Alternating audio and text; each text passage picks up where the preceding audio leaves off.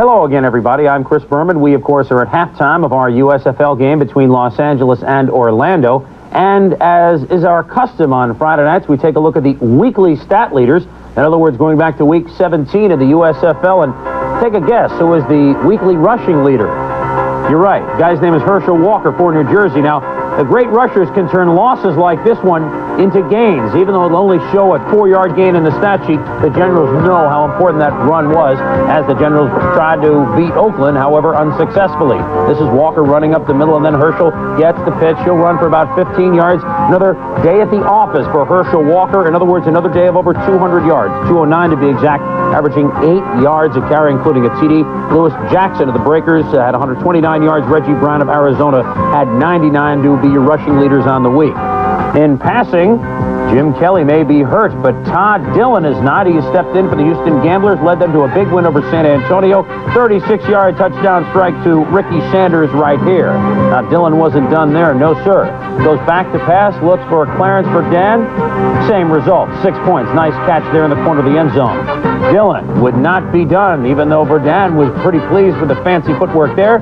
Dillon to Richard Johnson over the middle, another touchdown. And all, Dillon was marvelous. 4 touchdown passes, 25 of 33, a 365-yard day. Matt Robinson had a nice day for Portland, throwing for over 300 yards. Rick Neuheisel in that same game as Dillon at 297. As for receiving, we go to the Denver Gold, look for Mark Lewis. He and Bob Galliano hooked up 7 times. Here's a nice pass across the middle against Portland. Then Galliano will run and shoot to Lewis, who is wide open in the Portland secondary.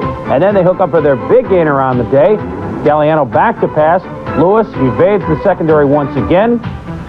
And he will haul this one in 69 yards in all. They rule that he just stepped out of bounds before he could get into pay dirt. But Mark Lewis, 7 catches, 177 yards for an average of over 25. Ron Johnson in the same game had a good one for Portland, averaging almost 30 yards to catch. Jim Smith caught 11 balls on the week for Birmingham.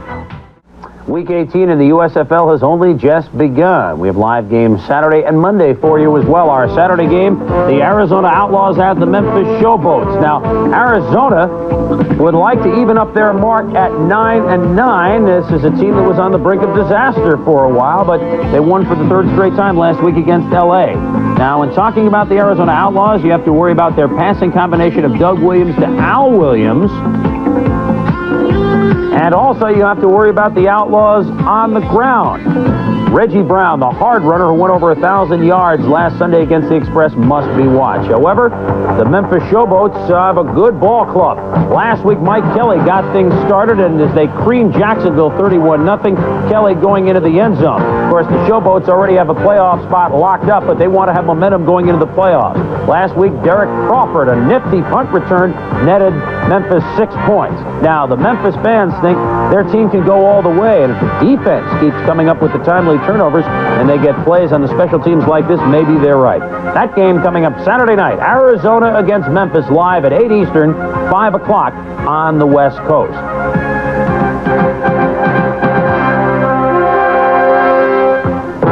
Monday night on ESPN, we wrap up our live USFL coverage for another year as the Oakland Invaders take on the Houston Gamblers. The Invaders come in as the USFL's Western Conference champions after last week's win over the Generals. Running back John Williams was a key in that game, helping the Oakland Invaders to a win with 2 TD runs, and also safety Vito McKeever added to the victory with an 85-yard interception return.